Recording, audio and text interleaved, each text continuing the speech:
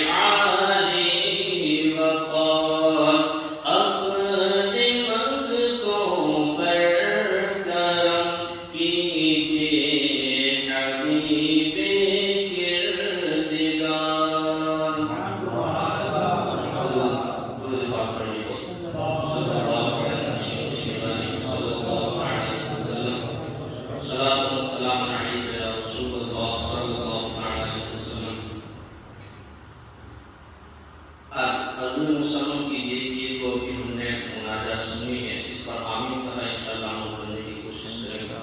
دعا کرتے ہیں کہ اللہ تبارک و تعالیٰ ہماری ان دعاؤں کو اپنی بارگاہ کرم قبول فرمائے.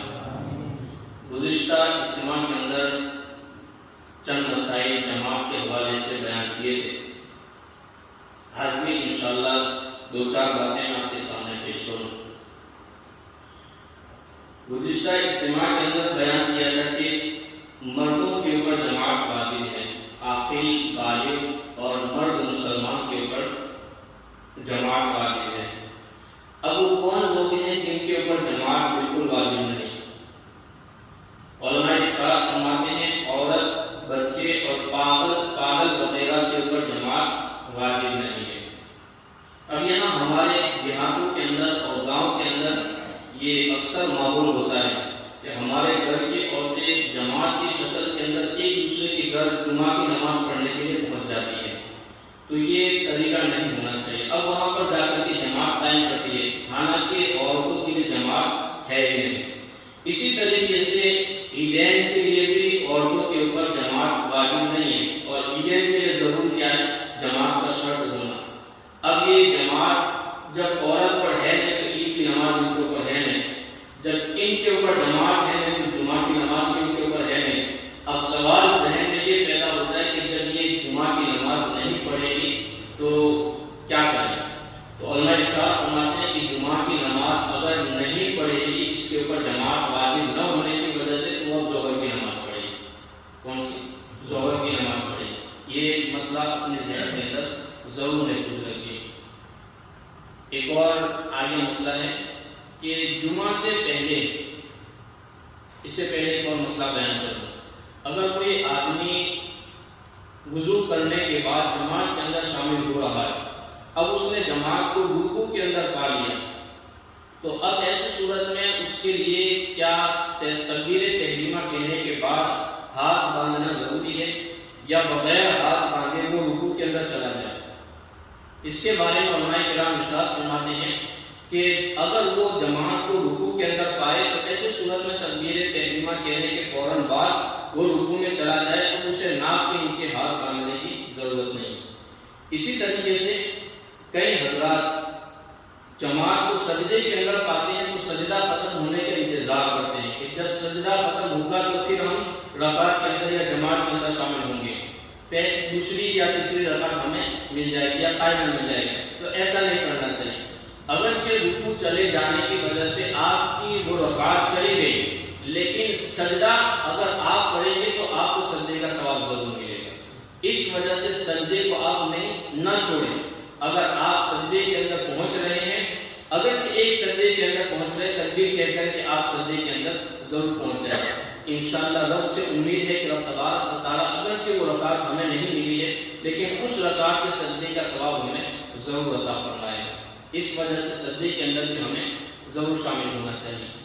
اسی طریقے سے جمعہ سے پہلے کی 4 سنت پڑھنا شروع کیا، اتنے میں امام خطبے کے لیے منبر کی طرف چل پڑا، یا ظہر کی 4 سنت شروع کی اور فرض ظہر کی جماعت شروع ہو گئی، تو ان دونوں صورتوں میں نماز توڑ سکتا ہے یا نہیں توڑ سکتا؟ اس کے بارے میں علماء ارشاد فرماتے ہیں کہ اگر ایسی صورت پیش آئے تو نمازی کو نماز توڑنے کی اجازت نہیں ہے، بلکہ 2 رکعتیں پوری کر کے سلام پھیر دے، پھر نماز جمعہ یا فرض ظہر ادا کرنے کے بعد 4 رکعتیں دوبارہ پڑھ لے، انشاءاللہ آپ کی نماز مکمل ہو جائے گی. یہ مسئلہ، یہ امام خطبے کے لیے منبر پر جب جاتا ہے اس وقت، یا جو ظہر کی فرض نماز ہوتی ہے اس کی نماز قائم ہو رہی ہو اس وقت کا ہے. اب یہاں ضمن ایک اور بات میں آپ کو سمجھا دوں. جب امام خطبے کے لیے منبر پر بیٹھتا ہے تو ہمارے یہاں اکثر لوگوں کی عادت یہ ہوتی ہے کہ 2 خطبوں کے درمیان ہاتھ اٹھا کر کے دعا کرتے ہیں. تو امام اس کو محبت کے ارشاد فرمائے کہ 2 خطبوں کے درمیان ہمیں امید ہے کہ رب تبارک و تعالیٰ اس میں بہترین گھڑی ہمیں عطا فرماتا ہے، یہ اس میں بہترین گھڑی عطا فرماتا ہے، اس میں دعا کی قبولیت کا بھی بہترین منظر ہوتا ہے. لیکن ارشاد فرمایا کہ امام کے منبر پر چلے جانے کی وجہ سے ہمیں ہاتھ اٹھانے یا کوئی اور حرکت کرنے کی ضرورت نہیں ہے. اب اگر دعا بھی کرنی ہے، دل سے دعا کریں رب تبارک و تعالیٰ دلوں کے حالات سے بھی واقف ہے. اگر آپ دل سے دعا کریں گے تو رب تبارک و تعالیٰ آپ کی دعا ضرور قبول فرمائیں گے. لیکن ہاتھ نہ اٹھائیں. اگر ہاتھ اٹھائیں گے تو یہ امام کے خطبے کے لیے ممبر پر جانے کے جو مسائل ہیں اس کے بعد ہمیں خاموش رہنا ہے. اس کی ہماری طرف سے اس کی خلاف ورزی ہوگی، لہٰذا ہمیں اس سے بھی ضرور بچنا چاہیے. اسی طریقے سے جب جماعت قائم ہوتی ہے تو اقامت جب کہتے ہیں اس وقت بھی تکبیر کے اندر جب اشہد ان محمد رسول اللہ آتا ہے تو نام محمد اس وقت بھی ہمیں انگوٹھے نہیں چومنے. انگوٹھے چومنا اہل سنت و جماعت کے نزدیک بلا شبہ جائز ہے، لیکن یہ ایسا موقع ہے جہاں پر ہمیں انگوٹھے نہیں چومنے ہیں اور اشہد اللہ الہ الا اللہ پر بھی انگلی نہیں اٹھانی. یہ ضمن باتیں میں نے آپ کے سامنے جمعہ کے حوالے سے پیش کر دی، اس کو بھی اپنے ذہن کے اندر ضرور رکھیے. اسی طریقے سے اگر کوئی شخص وضو کر رہا ہے اور جماعت قائم ہو گئی، اب اسے خدشہ ہے کہ اگر میں وضو کے اندر اعضائے وضو کو 3 مرتبہ دھوؤں گا تو میری جماعت چلی جائے گی. علماء ارشاد فرماتے ہیں کہ ایسے وقت میں وضو کرنے والے کو یہ چاہیے کہ وہ 3 مرتبہ اعضائے وضو کو نہ دھوئے بلکہ ایک مرتبہ اعضائے وضو کو دھو کر کے جماعت کے اندر شامل ہو جائے. اسی طریقے سے اگر کسی کو پیشاب پاخانے کی حاجت ہے اور جماعت قائم ہو چکی ہے تو علماء یہاں بھی ارشاد فرماتے ہیں کہ یہاں پر پہلے فارغ ہو جائے پھر اس کے بعد جماعت کے اندر شامل ہو. اس وجہ سے کہ اگر وہ بغیر فارغ ہوئے جماعت کے اندر شامل ہوگا تو اس کا دل اور حضور قلب نماز کے اندر نہیں ہوگا. اس وجہ سے علماء نے ارشاد فرمایا پہلے فارغ ہو جائے پھر اس کے بعد جماعت کے اندر شامل ہو. آپ کی نماز انشاءاللہ خشوع و خضوع کے ساتھ مکمل طور پر ادا ہو جائے گی. اسی طریقے سے ایک اور مسئلہ ہے کہ صفیں جو لگتی ہے اس میں بھی کئی حضرات غلط رویہ برتتے ہیں. پہلی صف میں جگہ خالی ہو اور پچھلی صف بھر گئی تو اب آنے والا نمازی کیا کرے. یعنی ہم نے دیکھا کہ پیچھے سے کوئی نماز آ رہا ہے اور اگلی صف میں کچھ جگہ باقی ہے حالانکہ پچھلی صف پور ہو چکی ہے، تو نمازی کو چاہیے، علماء ارشاد فرماتے ہیں کہ پچھلی صف کو چیر کر کے آگے کی صف میں کھڑا ہو جائے. اس وجہ سے کہ آقا کریم صلی اللہ علیہ وسلم نے ارشاد فرمایا جو صف میں کشادگی دیکھ کر اسے بند کر دے گا اللہ تبارک و تعالیٰ اس کی مغفرت فرما دے گا. اگرچہ پہلی صف کے اندر کشادگی ہے، اگرچہ دوسری صف کو چیر کر کے جانا پڑے، علماء ارشاد فرماتے ہیں اس صف کو چیر کر کے جائے اور آگے کی صف میں جو جگہ خالی ہے اس جگہ کو پور کرے. انشاءاللہ اللہ تبارک و تعالیٰ اس جگہ کو پور کرنے کی وجہ سے ہمارے گناہوں کو بخشش کا پروانہ عطا فرما دے گا.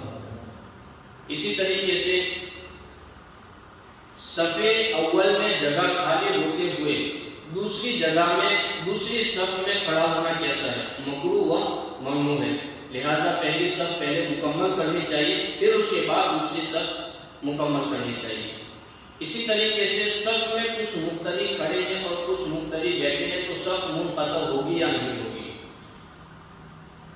علماء ارشاد فرماتے ہیں کہ اگر عذر شرعی کی بنیاد پر کچھ مقتدی بیٹھے ہیں تو تسویہ صف میں کچھ فرق نہیں پڑتا. یعنی عذر کی مثال کے طور پہ کسی کے گھٹنوں کے اندر درد ہے جس کی وجہ سے وہ کھڑا نہیں رہ سکتا، یا کوئی اور عذر ہے جس کی وجہ سے وہ کھڑا نہیں رہ سکتا ہے، تو ہمارے یہاں اکثر و بیشتر دیکھا یہ جاتا ہے کہ اس طریقے سے بیٹھ کر نماز پڑھنے والا جو جماعت کے اندر شامل ہوتا ہے وہ آخر میں نماز پڑھ رہا ہوتا ہے. ایسا نہیں ہونا چاہیے. اگر عذر شرعی لاحق ہے تو جہاں صف مکمل ہو رہی ہے، اگرچہ 2-3 آدمی صف کے اندر ہے تو آپ کو اسی کے بغل میں بیٹھ کر کے نماز ادا کرنے. اگر عذر شرعی ہے تو آپ کو کونے میں جا کر کے صف کے کونے میں جا کر کے نماز ادا کرنے کی ضرورت نہیں ہے. ہاں اگر عذر شرعی کسی کو نہیں ہے اور کاہلی اور سستی کے سبب بلا عذر شرعی بیٹھے ہیں تو یہ اس طریقے سے ضرور صف منقطع ہو جائے گی.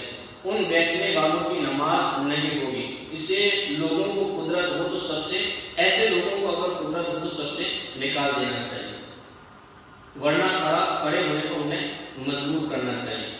اسی طریقے سے ایک اور مسئلہ ہے کہ مقتدی کو کھڑے ہونے کے لیے کون سی صف زیادہ فضیلت رکھتی ہے، پہلی یا آخری؟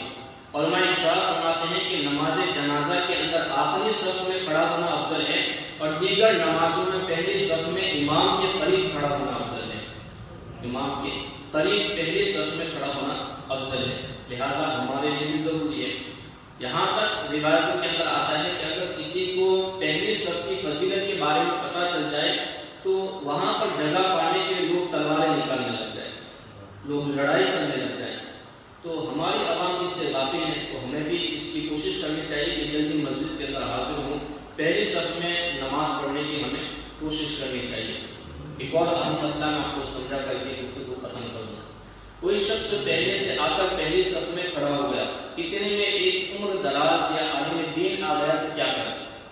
کوئی بہترین عالم دین ہے یا عمر دراز آدمی ہے جو پانچوں وقت کی نماز پڑھ رہا ہے، حالانکہ وہ دوسرا آدمی پہلی صف میں پہلے سے کھڑا ہوا ہے، اب کیا کرنا چاہیے؟ علماء ارشاد فرماتے ہیں اسے مناسب ہے کہ اس کو آگے بڑھا دے اور خود پیچھے ہو جائے۔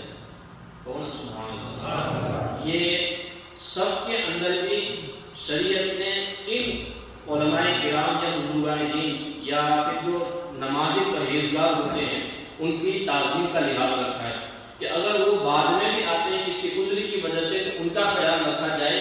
اگر آپ خیال رکھیں گے تو رب تبارک و تعالیٰ آپ کو ضرور مغفرت کا فرمان عطا فرمائے۔